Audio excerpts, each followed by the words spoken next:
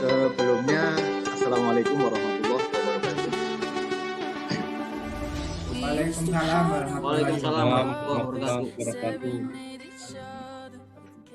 Bapak Ari Suryanto selaku instruktur pada kegiatan IHT yang saya hormati, serta kawan-kawan semuanya yang berbahagia. Baik, hari ini kita melanjutkan IHT kita memasuki materi tentang modul ajar. Baik, seperti biasa sebelum masuk ke materi nanti yang akan disampaikan oleh Pak Ari Suryanto, terlebih dahulu kita awali kegiatan pada siang hari ini dengan berdoa kepada Ketua Kelas Pak Farid. Silahkan dipimpin untuk berdoa. Baik Bapak-Bapak, sebelum kita melaksanakan kegiatan IHT pada hari ini, marilah kita berdoa menurut agama dan kepercayaan kita masing-masing. Semoga apa yang kita lakukan pada hari ini diberikan kelancaran dan kemudahan. Berdoa mulai.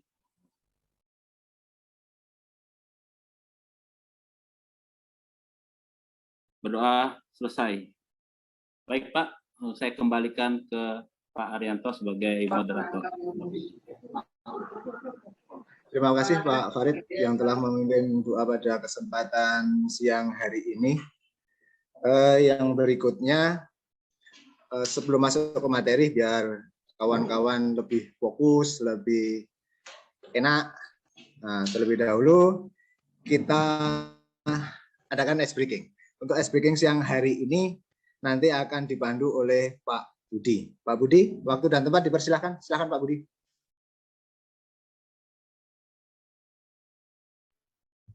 Baik, terima kasih Pak Aryo ya atas waktunya. Assalamualaikum warahmatullahi wabarakatuh. Waalaikumsalam warahmatullahi wabarakatuh. Apa kabar nih Bapak-bapak semuanya nih? Sehat ya? Alhamdulillah sehat Pak. Tentunya harus tetap semangat ya. Siap Supaya Pak. kita bisa mengikuti ini dengan baik dan dengan lancar, bisa fokus juga. Untuk ice breaking pada kesempatan ini gampang Pak. Saya coba akan bercerita Pak. Ceritanya bersambung Pak. Saya menceritakan terlebih dahulu, nanti cerita saya disambung oleh Bapak. Ya.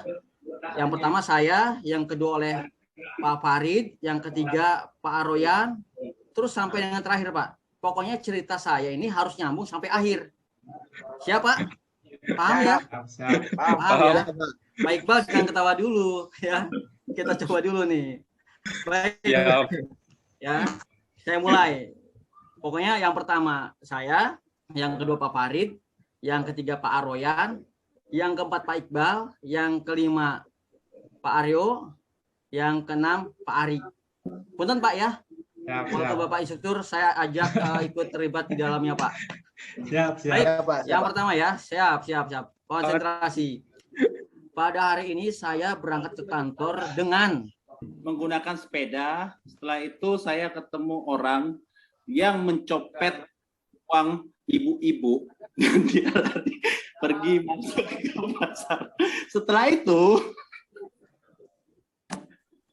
itu saya minum es teh. Es teh itu tumpah. Lalu Pak Iqbal, lanjutkan lalu. Lalu ibu itu mengelap es teh itu. Dan setelah itu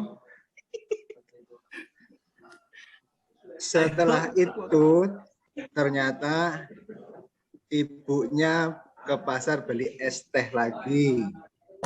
Setelah itu Pak Ari, Es tehnya sama-sama diminum ibu dan saya. Ya itu akhir cerita dari perjalanan saya ke kantor sampai beli es teh. Jadi judulnya es teh. Itu saja barangkali teman-teman yang bisa saya sampaikan. Yang mudah-mudahan bisa menambah semangat kita untuk mengikuti materi pada hari ini. Amin. Terima kasih. Amin. Assalamualaikum warahmatullahi wabarakatuh. Waalaikumsalam warahmatullahi wabarakatuh. Terima kasih Pak Budi yang sudah mengisi ice breaking pada kesempatan siang hari ini, yang membuat suasana menjadi lebih segar, lebih santai. Baik Bapak-Bapak sekalian yang saya hormati, yang berikutnya kita masuk ke materi. Untuk itu, waktu dan tempat saya persilahkan kepada Bapak Ari Suryanto untuk memberikan materi pada kesempatan siang hari ini. Kepada Pak Ari Suryanto, saya persilahkan. Mangga. Terima kasih atas waktunya yang diberikan kepada saya. Pertama-tama marilah kita panjatkan puji syukur kehadirat Allah, di mana kita telah diberi kesempatan dan kesehatan untuk kegiatan acara ini. Dan sholawat dan salam mari kita aturkan kepada junjungan kita Nabi Muhammad SAW yang telah menjadi panutan kita di akhir zaman. Baik, kita langsung masuk ke materi. Saya share dulu materinya. Bismillah.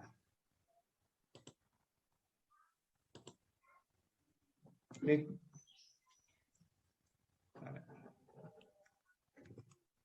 Nah, Pak.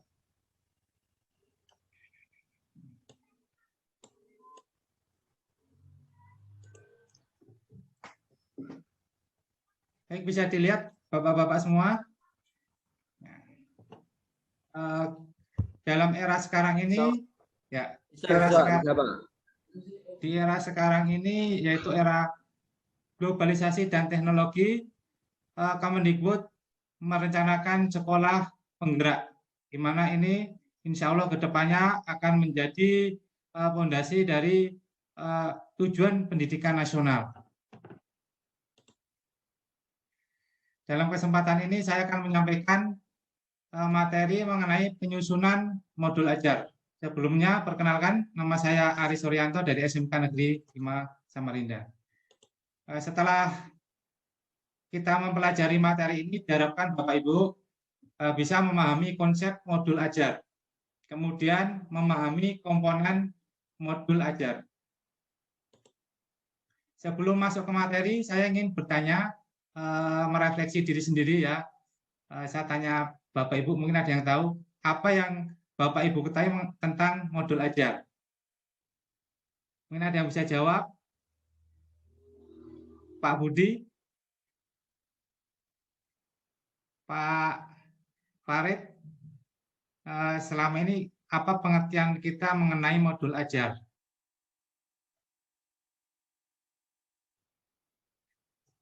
Kalau saya sih Pak, modul ajar itu merupakan bahan untuk kita memberikan materi, sebelum memberikan materi kepada peserta didik. Ya. Oke, terima kasih Pak. Ya, terima kasih Pak Farid. Itu pemikiran yang bagus sekali dan tidak jauh beda dengan pemikiran dari pusat Kemendikbud. Ya. Jadi mari kita pelajari, semoga nanti kalau kita pelajari kita sudah paham apa itu modul ajar yang dimaksud Kemendikbud. Mari kita sama-sama diskusikan materi ini. Untuk itu pertama kita bahas mengenai pengertian dari modul ajar. Modul ajar itu yaitu sejumlah alat atau sarana media, metode, petunjuk, dan pedoman yang dirancang secara sistematis dan menarik. Jadi ini bisa berupa media atau metode, di dalamnya ada petunjuk juga, dan juga sebagai pedoman yang dirancang secara sistematis dan menarik, digunakan oleh guru, peserta, dan juga peserta didik, di mana sasarannya yaitu profil pelajar Pancasila. Seperti kita lihat di bagian samping ini, modul ajar ini dikembangkan dari alur tujuan pembelajaran. Alur tujuan pembelajaran ini dari capaian pembelajaran, di mana sasarannya yaitu profil pelajar Pancasila. Jadi ini implementasi dari alur tujuan pembelajaran. Kemudian modul ajar ini juga disusun sesuai dengan fase atau tahapan perkembangan peserta didik. Kita ketahui ada berapa fase, Pak Arianta, setelah kita belajar selama ini kita ketahui fase yang ada di kurikulum ada berapa Pak? Ada yang tahu? Saya Pak, Ya, Pak Budi, bagus. ada 6 itu Pak. Ada 6, ada fase A, fase B, fase C, fase D, fase E, dan fase F Pak. Ya, terima kasih Pak Untuk Budi fase jawabannya. 1, ya. Ya, memang ada yang kita pelajari ada 6 fase, itu ada yang 1 tahun dan ada yang 2 tahun. Nah, jadi modul ini nanti kita buat sesuai dengan fasenya. Kalau kita mengajar di kelas 10 itu fase E. Kalau kelas SD itu ada fase A, ada fase B, ada fase C. Kita sesuaikan dengan fase perkembangan anak. Untuk itu mari kita pelajari konsep modul ajar. Yang tadi pengertian modul ajar, sekarang mari kita pelajari konsepnya. Modul ajar ini terdiri dari 3 komponen.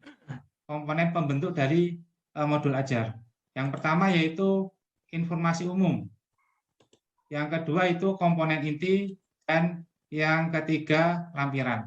Sebenarnya modul ajar ini hampir sama dengan RPP, hanya saja lebih penekanannya kepada profil pelajar Pancasila dan juga berpusat pada peserta didik. Mari kita bahas satu-satu per komponen ini. Ini untuk komponen informasi umum itu terdiri pertama dari identitas modul.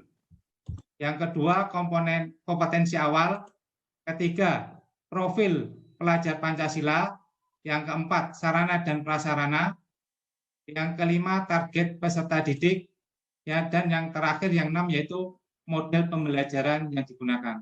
Jadi ini informasi umum terdiri dari 6 komponen juga, ya. Kemudian kita masuk ke komponen inti. Komponen inti ini terdiri dari 8 bagian. Yang pertama yaitu tujuan pembelajaran. Yang kedua, pemahaman bermakna. Ketiga, pertanyaan pemantik. Ini di mana baru kali ini kita masukkan dalam perencanaan itu ada pertanyaan pemantik. Di mana RPP sebelumnya itu belum kita dapati. Kemudian yang keempat, persiapan pembelajaran. Kemudian kegiatan pembelajaran itu inti, menurut saya inti dari inti tadi ya, karena di sini adalah proses pembelajaran aktif, di mana transfer ilmu atau mungkin pembelajaran anak untuk menalar, untuk memproses itu ada di kegiatan pembelajaran. Kemudian yang terakhir asesmen, yaitu penilaian. Yang ketujuh yaitu pengayaan dan remedial. Setelah ada asesmen tadi, tahap selanjutnya yaitu pengayaan dan remedial. Bagi yang pengayanin, bagi yang tadi memiliki kemampuan lebih daripada yang lain. Sedang remedial ini kemampuannya terbatas. Itu setelah kita dapat dari asesmen. Yang terakhir yaitu refleksi peserta didik dan guru. Refleksi apa yang bisa didapat dan apa yang akan dilakukan ke depannya. Kemudian ini yang terakhir, komponen terakhir itu komponen lampiran. Lampiran ini ada 4 bagian. Yang pertama, lembar kerja peserta didik. Yang kedua, bacaan guru dan peserta didik. Ini bisa dibaca sebelum proses pembelajar mengajar sebagai bahan pematik, ya, pematik agar anak itu semangat, agar guru itu kalau punya referensi dia akan lebih semangat untuk mengajar. Kemudian glosarium dan juga daftar pustaka. Mari kita bahas satu-satu per bagian tadi. Untuk informasi umum itu ada identitas modul. Nah, selama ini identitas modul itu selalu ada di atas, Bapak Ibu. Seperti RPP itu kan di atas. Itu sebagai identitas, oh ini yang modul apa ini. Ya, kira-kira isinya apa saja? Ada yang tahu? Di RPP paling atas itu apa kira-kira sebagai identitas? Pak Iqbal? Identitas sekolah, Pak. Ya, Identitas itu sekolah, ya. Pak. Identitas sekolah. Kemudian Mapel Pak, nama mapel. nama mapel Ya, juga itu identitas termasuk mata bagian dari pelajarannya, Pak. identitas sekolah. Mata pelajarannya juga termasuk bagian dari identitas modul. Ya. Mungkin bisa ditambahkan banyak lagi ya, itu yang berhubungan dengan identitas bahwa itu sebagai ciri khas dari modul tersebut. Yang pertama yaitu tadi nama penyusunnya. Siapa nama penyusunnya? Pak Budi, Pak Farid, Pak Arianta, atau Pak Iqbal ya. Pak Royan. Kemudian institusi dan tahun. Ditulis sekolahnya dan juga tahun, bisa tahun pembuatannya atau tahun pelajaran. Kemudian jenjang sekolah, SMK atau SMA atau SD. Dan juga ada kelas ya. Kelasnya kelas 10 atau kelas 11, 12. Kemudian alokasi waktu. Alokasi waktu ini berhubungan dengan jam pelajaran yang ditentukan oleh sekolah. Kalau kelas 1 mungkin alokasi waktunya mungkin 2, jadi 2 kali berapa? Misalkan 2 pertemuan berarti 2 kali 2. Seperti itu. Kemudian bagian kedua, kompetensi awal. Jadi ini sebagai gambaran bahwa kemampuan siswa itu di mana. Jadi berupa pengetahuan atau keterampilan yang dimiliki siswa di awal. Sehingga hal ini sebagai cerminan dari ukuran kedalaman modul ajar. Oh, kalau siswanya kemampuan seperti ini, jadi nanti pasti di dalamnya proses pembelajarannya nanti tidak jauh dari situ. Ya, inilah kompetensi awal. Berikutnya bagian ketiga yaitu profil pelajar Pancasila. Sudah kita ketahui profil pelajar Pancasila ini terdiri dari 6 dimensi. Yang pertama beriman, bertakwa kepada Tuhan Yang Maha Esa dan berbudi pekerti. Yang kedua, gotong royong. Kemudian berkebinekaan yang global, mandiri, berpikir kritis, dan gotong royong. Yaitu itu adalah 6 profil pelajar Pancasila yang harus ada di modul ini, karena itulah sasaran utamanya. Namun, dalam penerapannya, boleh hanya memuat satu unsur atau beberapa dimensi saja di satu modul. Dan ini profil pelajaran Pancasila ini terintegrate atau terhubung, terkolaborasi terhadap semua mata pelajaran. Kemudian bagian keempat yaitu sarana dan prasarana. Yang dimaksud sarana itu yaitu alat atau bahan atau media yang dipakai dalam proses belajar mengajar. Kalau olahraga yaitu bola basket, bola voli, lapangan, ya, berupa fasilitas atau bahan. Ini berupa sarana. Sedangkan prasarana ini yang dimaksud prasarana yaitu media sumber belajar atau materi yang diajarkan. Kemudian bagian kelima yaitu target peserta didik. Siapa yang ditargetkan ini dalam modul ini? Apakah peserta didik umum ya, memiliki tingkat kemampuan umum, di saat kita beri materi dia mampu menyerap, di saat belum kita kasih dia belum tahu apa-apa, itu umum ya, ada umumnya. Jadi reguler atau tipikal.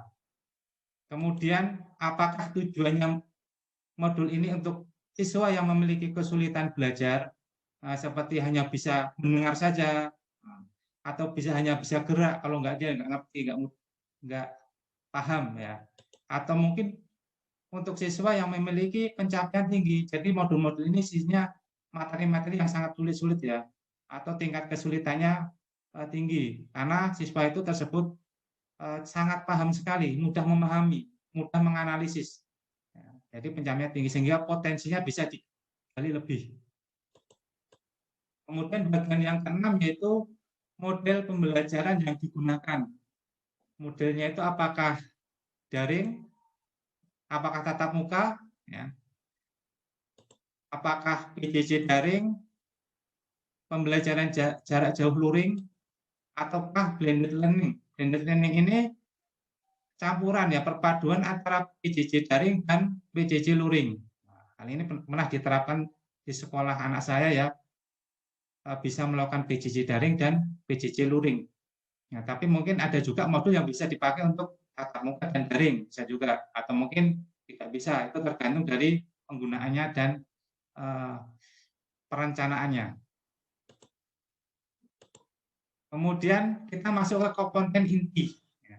Setelah di bagian umum tadi, baru kita masuk ke komponen inti. Komponen inti ini yang pertama terdiri dari tujuan pembelajaran. Tujuan pembelajaran tadi yaitu menentukan kegiatan belajar. Nah, seperti menendang atau mungkin melempar, berlari, ya itulah kegiatan anak. Tujuannya agar anak bisa mungkin bisa mempraktekkan atau mungkin anak bisa mendemonstrasikan. Ya, jadi ini tujuannya agar anak bisa menentukan kegiatan belajar dan sumber daya yang digunakan, apakah menggunakan alat ataukah tidak, dan sesuai dengan keberagaman murid. Ya. Apakah murid yang perempuan bagi dua ataukah berpasangan, ya ini disesuaikan dengan keberagaman murid dan metode asesmen yang digunakan. Inilah di dalam tujuan pembelajaran tersebut seperti itu, dan juga bisa dari berbagai bentuk seperti pengetahuan, seperti menalar. Anak tersebut mampu menganalisis, anak mampu menalar, atau anak bisa berdiskusi. Nah, seperti itu tujuan pembelajarannya. Kemudian pemahaman bermakna. Pemahaman bermakna ini kalau dalam RPP dulu artinya manfaat. Tapi sekarang bahasanya pemahaman bermakna karena agar manfaatnya lebih bermakna, maksudnya seperti itu. Jadi di mana setelah mempelajari atau melakukan proses belajar mengajar, anak tersebut memperoleh manfaat bisa diterapkan dalam kehidupannya. Jadi informasi tentang manfaat yang akan diperoleh peserta didik setelah memperoleh proses belajar mengajar yang bisa diterapkan di lingkungan hidup, di lingkungan masyarakat atau kehidupannya sehari-hari. Contohnya, kita sering berdiskusi sehingga akan mudah dalam mengemukakan pendapat dan berkomunikasi. Nah, itu salah satu contohnya. Mungkin dalam olahraga mungkin ya kita melakukan push up, sit up, mungkin untuk menambah kebugaran jasmani kita misalkan yang bagian bisa diterapkan di hari-hari ya, PSG-nya mungkin bisa angkat-angkat ya, atau bisa menambah fisiknya. Itu harus ada pemahaman tersebut kepada siswa. Kemudian pertanyaan pemantik, bagian ketiga ini pertanyaan pemantik.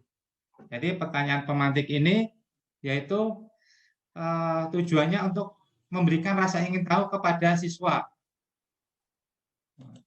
Kemudian berpikir kritis dan juga memandu peserta didik. Ya, kalau ada beberapa pertanyaan yang membuat anak ingin tertarik, oh iya nih, kalau saya menjawab, saya ada rasa ingin tahu. Contohnya, apa yang membuat sebuah puisi menarik untuk dipahami?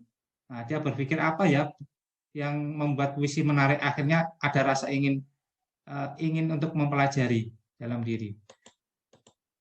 Kemudian yang keempat yaitu kegiatan pembelajaran.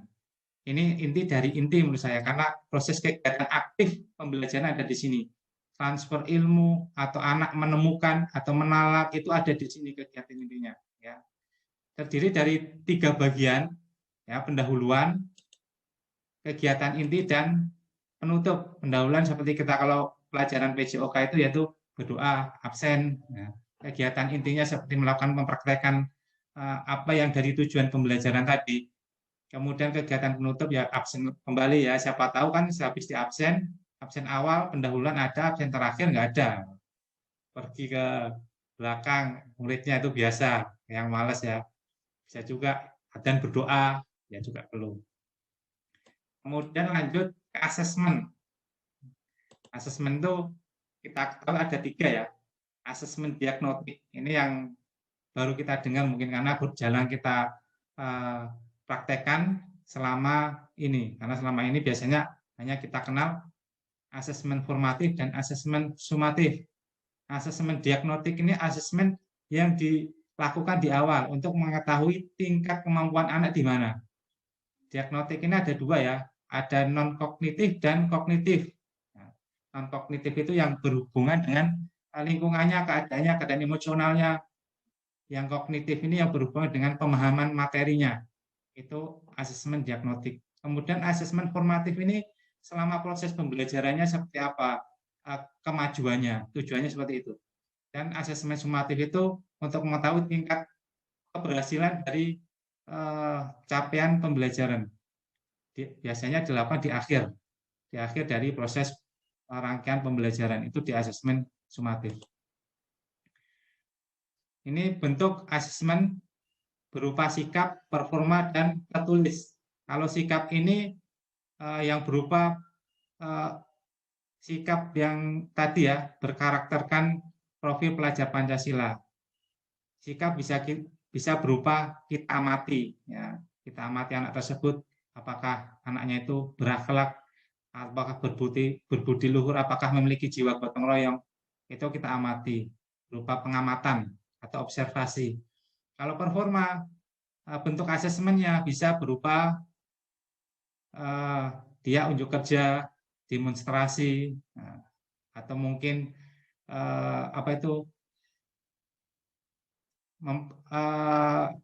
dia menghasil karya tadi loh,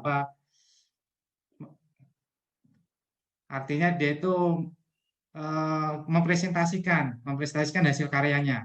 Kemudian tertulis itu bisa kuesioner, berupa pertanyaan yang objektif, esai, atau juga salah benar, itu berupa asesmen yang berupa tertulis.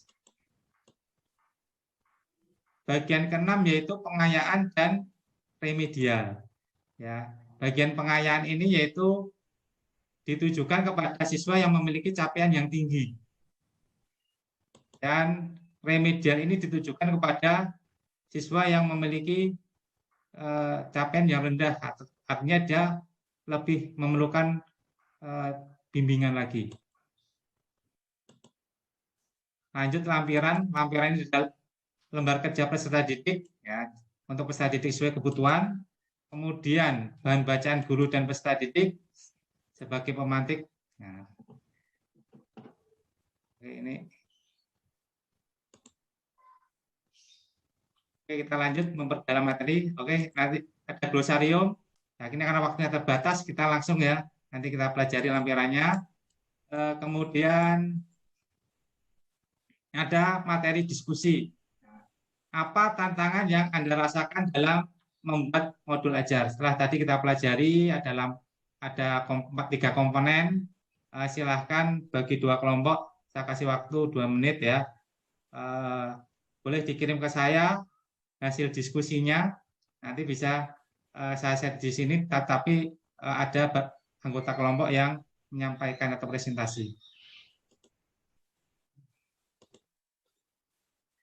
Baik, ini dianggap sudah presentasi Pak ya, sudah diskusi. Nah, kita buka hasil diskusinya. Hasil diskusinya.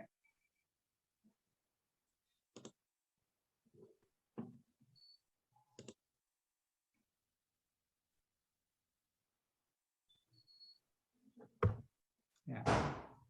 Ini hasil diskusinya kelompok 1, apa tantangan yang Anda rasakan dalam modul ajar? Silakan dipresentasikan kelompok 1 Pak Aroyan. Pak Aroyan. Baik, Pak. Ya, Pak. Baik, terima kasih, Pak. Jadi dari hasil diskusi kami dari kelompok 1, apa tantangan yang Anda rasakan dalam membuat modul ajar? Jadi yang pertama, harus menyesuaikan dengan karakter peserta didik yang berasal dari latar belakang yang berbeda. Jadi yang kedua, sarana dan prasarana yang kurang mendukung, Pak. Yang ketiga, mencari referensi sebanyak-banyaknya untuk menyusun modul yang sesuai dengan karakteristik peserta didik. Dan yang terakhir, kita harus membuat modul belajar yang esensial, menarik, bermakna, dan menantang, serta relevan dan kontekstual. Mungkin itu saja, Pak, dari diskusi kami, Pak. Dari diskusi kelompok 1. Mungkin ada tanggapan dari kelompok lainnya, kelompok 2. Pak Iqbal, ada tanggapan Pak dari dari hasil? Cukup Pak, udah jelas Pak. Cukup bagus ya. Cukup, cukup ya. Ya, kita tampilkan kelompok 2. Ya, kelompok 2. Silahkan Pak Iqbal hasilnya. Baiklah, saya dari kelompok 2 akan menyampaikan apa tantangan yang Anda rasakan dalam membuat modul ajar. 1. capaian pembelajaran harus menjawab kebutuhan budi. Yang kedua, harus menyesuaikan dengan karakter peserta didik yang berasal dari latar belakang yang berbeda. Yang ketiga, menyesuaikan dengan sarana dan prasarana di sekolah. Yang keempat, memerlukan waktu yang lebih lama dalam penyusunannya. Sekian, terima kasih. Mungkin ada tanggapan dari kelompok 1, silakan.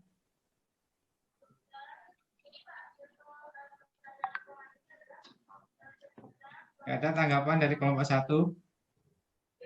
Lanjut ya Pak. Ya, baik. Ya cukup Pak, cukup. Cukup ya, itu tadi adalah hasil diskusi, sudah cukup bagus hasil diskusinya, sesuai dengan harapan di awal, di mana Bapak Ibu Guru mampu memahami dari materi komponen modul ajar dan bagaimana bagian-bagiannya dan maksud dari komponen tersebut. Demikian dari saya, semoga lain kali bisa ketemu lagi, ada materi lagi yang lebih penting, bisa dipelajari secara asinkronus, yaitu prinsip modul ajar dan juga prosedur penyusunan modul ajar. Selanjutnya saya serahkan kepada Pak Arianta sebagai moderator. Assalamualaikum warahmatullahi wabarakatuh. Waalaikumsalam warahmatullahi wabarakatuh. Waalaikumsalam warahmatullahi wabarakatuh. Terima kasih Pak Aris Arianto yang sudah memaparkan materi pada kesempatan siang hari ini. Kemudian juga terima kasih kepada teman-teman yang sudah aktif dalam kesempatan siang ini juga. Untuk selanjutnya, ya, saya rasa materinya sudah cukup Pak ya. Untuk selanjutnya, saya kembalikan ke Pak Farid selaku Ketua Kelas untuk memimpin doa pada kesempatan siang hari ini. Silakan Pak Farid. Baik, terima kasih Pak Aryo. Dan terima kasih kepada Pak Ari yang sudah menyampaikan materinya. Baiklah kawan-kawan, sebelum kita mengakhiri kegiatan ini, mari kita berdoa menurut agama dan kepercayaan kita. Semoga apa yang telah disampaikan Pak Ari ini menjadi manfaat buat kita semua. Berdoa, mulai. Bismillahirrahmanirrahim.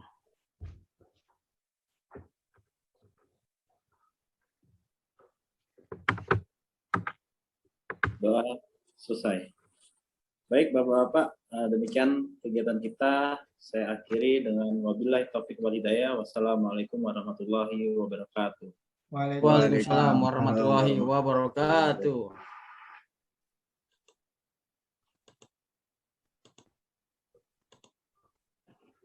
Oke, sudah Pak, Bapak Ibu.